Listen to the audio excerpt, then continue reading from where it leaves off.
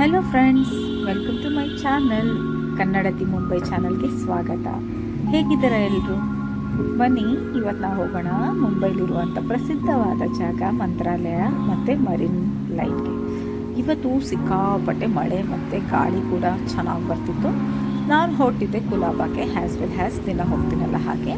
ಇಲ್ಲಿ ನೀವು ಜವಾಹರ್ಲಾಲ್ ನೆಹರು ಅವರ ಸ್ಟ್ಯಾಚ್ಯೂಸ್ ನೋಡ್ತಾ ಇದ್ದೀರಾ. ಇಲ್ಲಿ ಮಂತ್ರಾಲಯದ ಹತ್ರ ಒಂದು ಗಾರ್ಡನ್ ಇದೆ. ಅಲ್ಲಿ ಗೌರ್ಮೆಂಟ್ ಕಾರ್ಯಾಚರಣೆಗಳಿಗೆ ಮಾತ್ರ ಅಲ್ಲಿ ಹೋಗೋಕ್ಕೆ ಪ್ರವೇಶ ಇದೆ.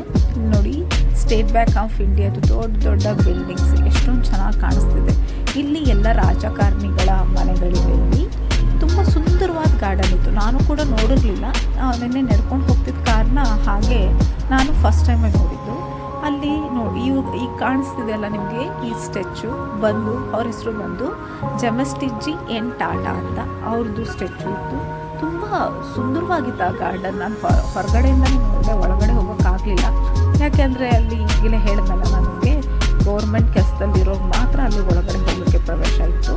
ಹಾಗಾಗಿ ನಾವು ಹೊರಗಡೆನೇ ಇರ್ತೇವೆ. ಅದಲ್ಲದೆ ಮಧ್ಯಾಹ್ನ 3 ಗಂಟೆ ಕೂಡ ಆಗಿತ್ತು. ಅಲ್ಲಿಂದನೇ ನಿಂತ್ಕೊಂಡು ನೋಡ್ತಾ ಇದ್ದೆ ನಾನು, ಹೇಗೆ ಏನು ಹೆಸರು ಅಂತೆಲ್ಲ.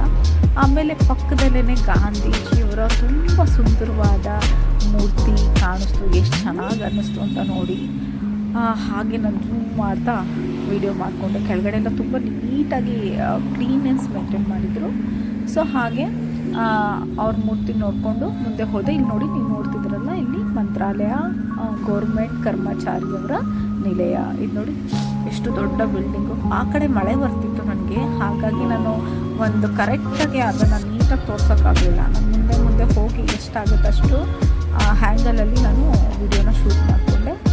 ಆಮೇಲೆ ಸಿಗ್ನಲ್ ಕ್ರಾಸ್ ಮಾಡ್ಕೊಂಡು ಹೋಗಿ ಆ ಕಡೆಯಿಂದ ಸ್ವಲ್ಪ ವಿಡಿಯೋ ಮಾಡುವಂಥ ಪ್ರಯತ್ನ ಮಾಡಿದೆ, ಇನ್ನೂ ಚೆನ್ನಾಗಿ ಕಾಣಿಸುತ್ತೇನೋ ಅಂತ. ಇದು ಬಂದು ಕುಲಾಬಾದಲ್ಲಿ ಇರುವಂಥದ್ದು. ಅದಾದ ನಂತರ LIC ಒಳ್ಳೆ ಬಿಲ್ಡಿಂಗ್ ಕಾಣಿಸ್ತು. ಅದು ಕೂಡ ನಾನು ವಿಡಿಯೋ ಮಾಡಿಕೊಂಡು ಮುಂದೆ ಹಾಗೆ ಬಂದೆ.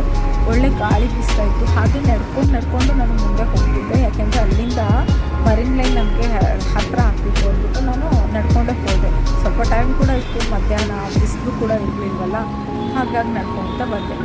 ಈಗ ಇಲ್ಲಿಂದ ಈ ಹ್ಯಾಂಗಲಿಂದ ನಿಮಗೆ ಮರೀನ್ ಲೈನ್ ಕಾಣಿಸ್ತು. ತುಂಬ ಫೇಮಸ್ ಆದ ಜಾಗ.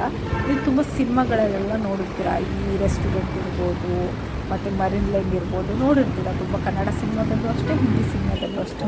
ಇಲ್ಲಿ ಮುಂದೆ ಹೋದರೆ ನಿಮಗೆ ಬೋರ್ಬನ್ ಸ್ಟೇಡಿಯಂ ಕಾಣಿಸುತ್ತೆ. ನೋಡಿ, ಈ ಸ್ಟೇಡಿಯಂ ಇಲ್ಲಿ ಮ್ಯಾಚ್ ಒಂದ್ಸರಿ ನೋಡೋಕೆ ಹೋಗಿದ್ವಿ ನಾವು ಫ್ಯಾಮಿಲಿ ಜೊತೆಗೆ.